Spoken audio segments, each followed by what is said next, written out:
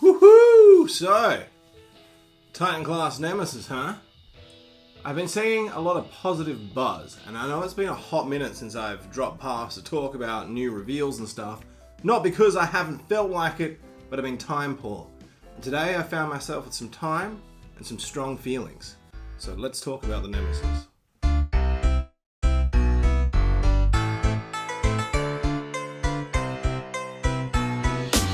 Alright, so y'all know me. You know I'm a pretty positive guy. I like to keep it light, I like to keep it fun. We are talking toys, right? But the Nemesis, okay, let's be positive first. The vehicle mode, the actual Nemesis ship mode, I really like it. I think it looks really cool. It's smooth, it's crisp, it's got angles where you want angles, curves where you want curves. The decal for something that is fundamentally just, purple, like the Grimace Mobile, I think it actually looks pretty good. There's a lot of surface variation, a lot of little details. Love the landing ports, the guns, the thrusters at the back having the color on them the way the Arc did. Love it. For that reason, I'm probably going to exclusively keep it as the Nemesis because that robot mode, it's bad, right? It's just bad. The head sculpt is pretty cool, but then I feel like that's where it ends, right? Those pointy shoulders don't do it for me. I feel like they're going to get in the way. The backpack, which fills out most of the mass of her torso, I'm assuming because it is that bottom bit so you can land the Nemesis that you will be able to bend them back to get proper arm clearance.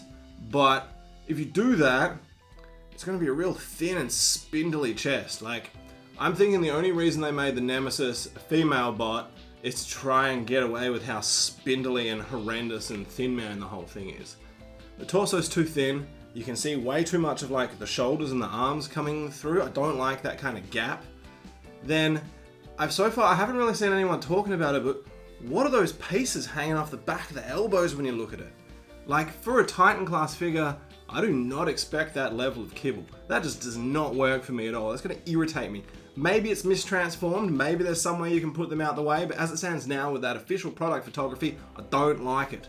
It's no good. Right. Then all the proportions, you get down to those legs, I, at the best of times, am not a fan of the tiny thigh, long shin, right? They could have very easily brought those down, have part of that shin fold down to fill out the leg more, even put it on the back.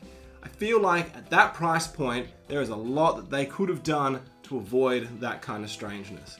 And then also with those super long ass legs, they tried not to show it off too much, but how much does it look like they're round at the front and just flat at the back?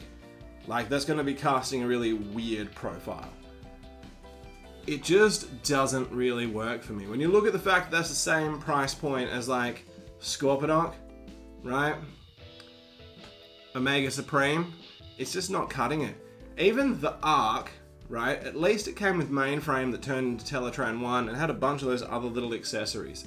Having a few more guns, and an axe, isn't enough for me to make it feel like we're getting value for money. If you didn't know the size, I can imagine you looking at that one and assuming that it was like a Cyberverse Commander figure or something. It's not what I feel like we've come to expect from our once a year Titan class offering. And I don't know, right? Maybe we just need to see some more photos. Maybe if the guns are on the shins in IRL, perhaps it's, better than it seems. But this is honestly the first time we've seen a Titan class figure and I haven't thought to myself, I need that in my life. I'll probably still get it, let's be realistic.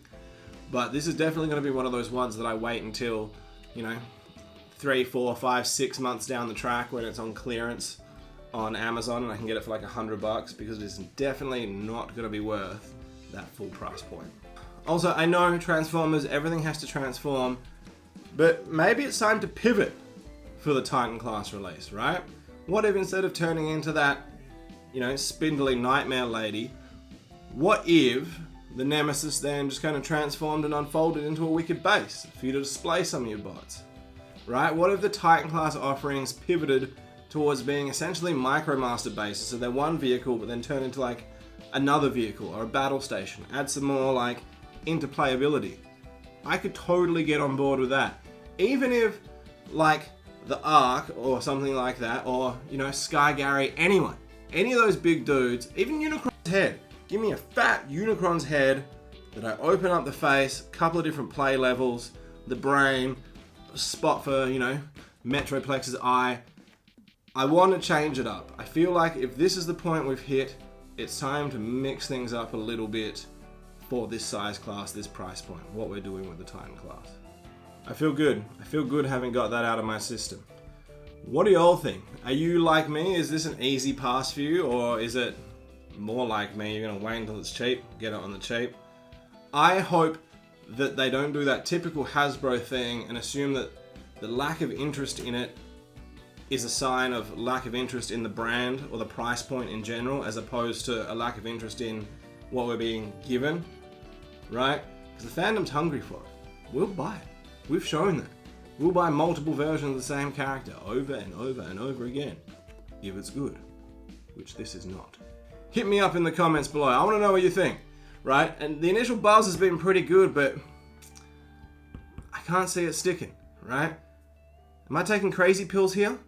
What do you think? Tell me. Talk to me. Let's get nerdy with it.